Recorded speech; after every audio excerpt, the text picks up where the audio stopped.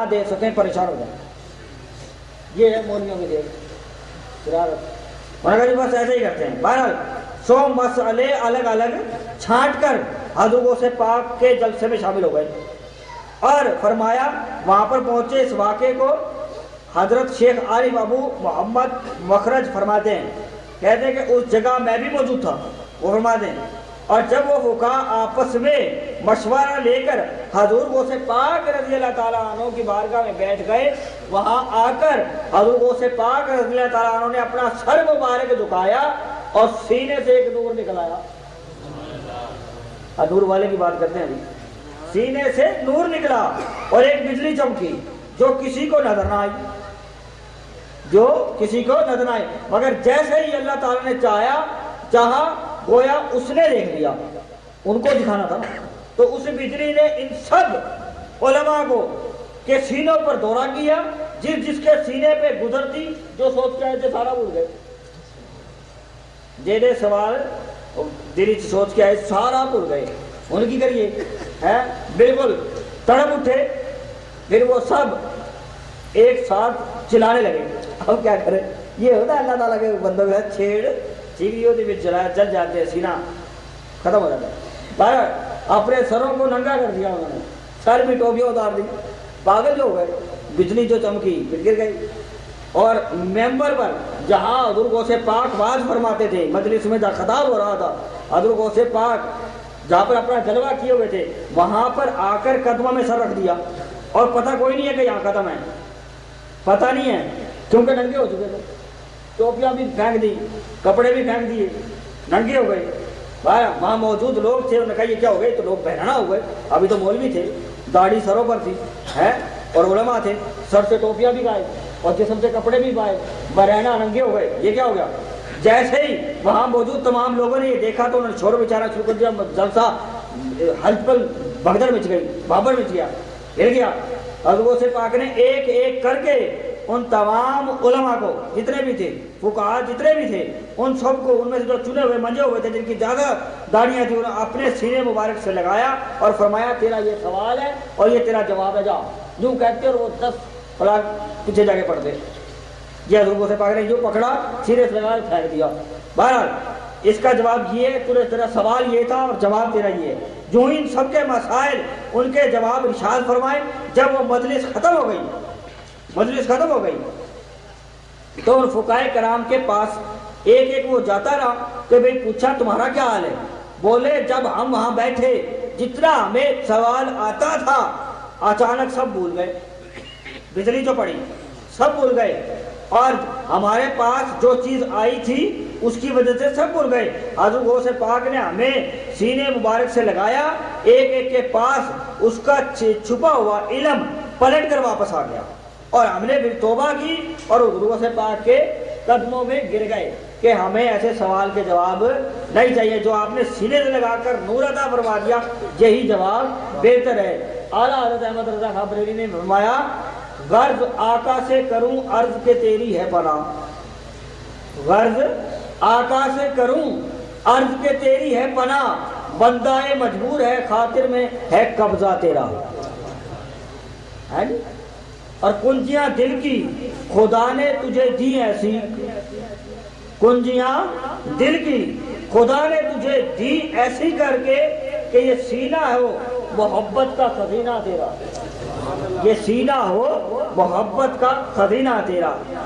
خدا کے فضل سے ہم پر ہے سایہ غوث اعظم کا, ہمیں دونوں جہاں میں ہے سہارا غوث اعظم کا.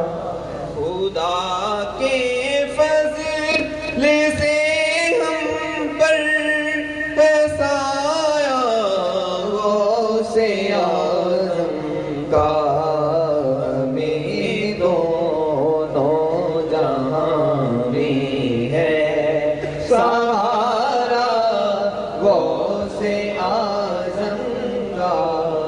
خدا کے فضل سے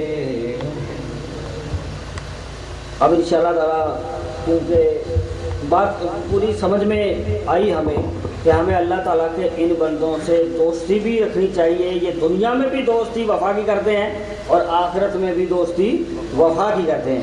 تو اس لیے خواجہ معین الدین چشتی اجمیری رحمۃ اللہ تعالیٰ علیہ ان کے متعلق بیان فرماتے ہیں. آپ فرماتے ہیں اب ان کی دوستی قیامت میں کیا فائدہ دیتی ہے.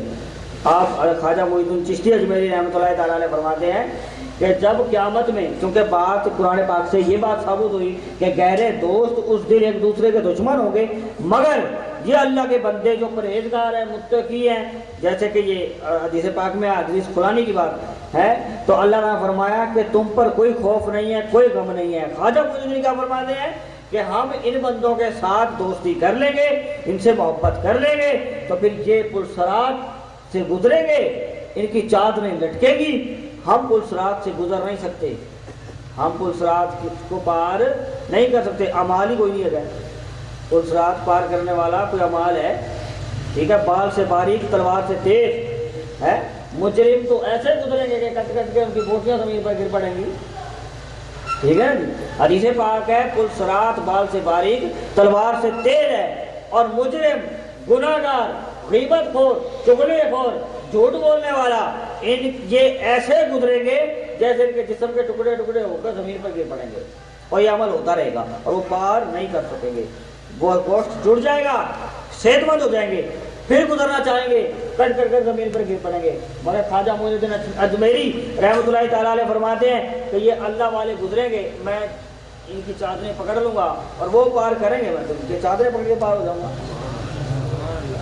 جو اللہ والوں سے محبت کرتے ہیں، ان سے دوستی کرتے ہیں، یہ تو ان کی دوستی دنیا میں اتنی سچی تھی کہ احسان کر کے نہیں جتاتے، احسان کر کے نہیں جتاتے. ہمارے ہاں تو وہ کہتے کیا دے دے، کوئی کام کیا کر دے کسی کا تو وہ میرا نام اونچا ہونا چاہیے، یہ نام تو ادھر اونچا ہونا چاہیے ہے جی. ایسا ایسے ہی ہوتا ہے نا، اعلان جب تک نہ ہو جائے سپیکر پہ آگ ٹھنڈی نہیں ہوتی ہے. بہرحال اللہ تعالیٰ کرم فرمائے، آگ یہ نہیں، آگ وہ لگ جائے. کچھ ایسی آگ الفت کی لگا دو میرے سینے میں، کچھ سی آگ الفت کی لگا دو میرے سینے میں، تڑپتا ہی رہوں میں رب سے بسم یا رسول اللہ، تڑپتا ہی رہوں میں رب سے بسم یا رسول. ان سے محبت کی آگ لگ جائے، ان سے محبت کی تڑپ لگ جائے، ان کی محبت میں رونے والی آگ مل جائے، ان کی محبت میں تڑپنے والا دل مل جائے، سودے جگر مل جائے، بس کاش کے عشق کی آگ ایسی لگ جائے. بہرحال اس عشق کی آگ کو جلانے کے لیے اب آپ کو پتہ ہے کہ ہماری ماہانہ ختم 11ویں شیف ہے. بیان کی بات سمجھانے تک یہ تھی کہ ہم نے ان سے سچی دوستی کر رہے ہیں، ان سے محبت کر رہے ہیں. یہ ایک نعمت ہے کہ ہم یہاں پہ جمع ہو. اللہ یہ نعمت عمر بھر نہ چھینے انشاءاللہ. ایسے ہی طرح مرشد کی حاضری ہوتی رہے عمر بھر، کہ آنا جانا یوں ہی رہے مدینے میں، سانس جب تک آتی جاتی رہے انشاءاللہ تعالیٰ. تو بہرحال اس لیے تڑپ رہے ہوں گے کہ پڑھیں اس کو بار بار، لیکن ٹائم کا بھی احساس ہے. تو انشاءاللہ تعالیٰ اب کیونکہ ہر سال وہ لکھے کلام ہو رہا ہے مکمل، 2-4 رہ گئے ہیں، تو انشاءاللہ مکمل ہو رہا ہے. کل اشتہار میں آئے گا انشاءاللہ. پھر آج میں نے یہ بس کلام ہی لکھا ہے، یہ تو بس ایسے ہی 2-4 عید میلاد النبی پہ نیا کلام انشاءاللہ آ رہا ہے انشاءاللہ. ٹھیک ہے، تو انشاءاللہ تو اس لیے نیا کلام عید میلاد النبی پہ اس کو تو کچھ شعر رہتے ہیں، کچھ لکھ لیا ہے، کچھ بن گیا ہے، تو ایک شعر کثر کے لیے سنائے تھے، اور 12 مجالس کا بھی ذکر میں نے اس میں کیا ہے کوشش، تو آپ کو انشاءاللہ سناتے ہیں. تو اس لیے اب آپ کو پتہ ہے کہ ہماری کیونکہ جشن عید میلاد النبی سلسلہ ہمارا یہ کیونکہ بہت بڑا ہوتا ہے کہ سرکار نہ ہوتے تو کہاں حاجی صاحب ہوتے، کہاں ہم ہوتے، کہاں کوئی اور ہوتا، کہاں بٹی صاحب ہوتے، کہاں کچھ بھی نہ ہوتا، نہ پیر صاحب ہوتے نہ ہم ہوتے کچھ بھی نہ ہوتا. ٹھیک ہے نا. اس لیے ہم سب ہیں، سرکار ہیں تو ہم ہیں، سرکار نہ ہوتے تو کچھ بھی نہ ہوتا. پھر کیسے پیر سے کیسے مرید تو بہرحال کوئی بھی نہ ہوتا.